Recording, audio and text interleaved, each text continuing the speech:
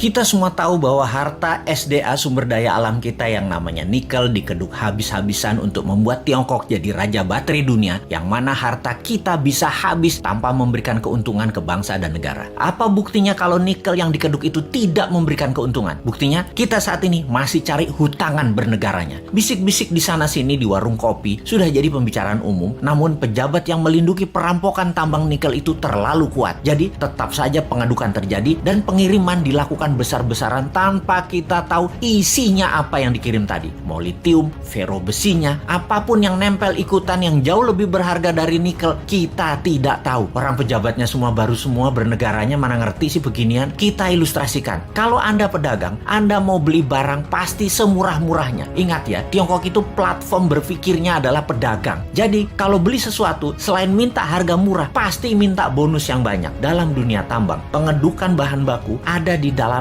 masih all in. Semuanya masih ada. Mulai dari barang berharga, katakanlah nikel, ada juga impuritiesnya atau barang yang tidak pure atau barang yang tidak murni atau barang yang tidak diperlukan seperti tanah dan lain sebagainya. Masih tercampur. Lalu dibersihkan. Macam-macam cara pembersihannya. Ada di leaching, diproses. Tujuannya untuk membuang barang yang tidak dibutuhkan. Katakanlah 75% terbuang, tinggallah 25%. Kalau dibawa 100% ke Tiongkok, yang 75% tadi adalah taiknya tambang yang nggak diperlukan. Taiknya mah tinggal di Indonesia aja. Makanya sekali lagi, taiknya dibuang di Indonesia aja. Kalau tadi dari 1 ton produksi tambang nikel ada 2% kandungannya. Setelah diproses tinggal 25%, nikelnya tetap 2%, tapi bukan dari 1 ton, dari 250 kilo. Nah, dalam 250 kilo ini ada fero juga, ada litium juga, ada macam-macam yang dibayar yang paling murah. Yang dibayar apanya? Nikelnya doang. Feronikel, nikel laterit, dan banyak lagi unsur logam dan mineral yang sudah disarikan tidak dibayar oleh Tiongkok. Kita asli bernegara nih bodoh memang. Dan penjajah perampok itu dikasih karpet merah lagi, dilindungi, dan tidak ada yang sadar. Kalau ada yang sadar, maka segerombolan buzzer pecinta cuan anti NKRI mulai memecah belah bangsa dan mencari sisi positif yang kecil dibesar-besarkan dari sisi bosnya, tapi mencari sisi buruk, pengkritisi tanpa solusi, dan diputer-puter beritanya agar rakyat tahu pengkritisi itu dosa. Apa yang terjadi kalau hal ini didiamkan dalam jangka pendek? Bukan dalam jangka panjang ya, pendek ya. Negara kita akan miskin, pejabatnya makin kaya, rakyat nambah lapar. Kita hanya mengingatkan arahnya nantinya. Sebagai contoh sejarah kebodohan penguasa atas kelolaan sumber daya alam, kita mau kasih ilustrasi. Ada 3 negara yang akan kita pakai jadi contoh kali ini, yaitu Nauru, Venezuela, Zimbabwe. Fosfat, oil business, berliannya Zimbabwe. Nauru di tahun 1980-an, negara dengan 7.000 populasi adalah negara yang sangat kaya, bahkan negara terkaya di dunia. Nauru adalah salah satu negara di selatan Pasifik. Nauru menghasilkan fosfat, bahan baku untuk pupuk. Saking kayanya, semua warganya digratiskan untuk melakukan apapun, sampai keluar negeri dibayarin pemerintah, diongkosi. Dan ada joke di sana, dolar itu hanya toilet papers. Dan ini bukan kiasan, dipakai beneran untuk ngelap pantat beneran. Lalu hasil alamnya ternyata habis 20 tahun kemudian. Dan Nauru saat ini menjadi sangat miskin ya.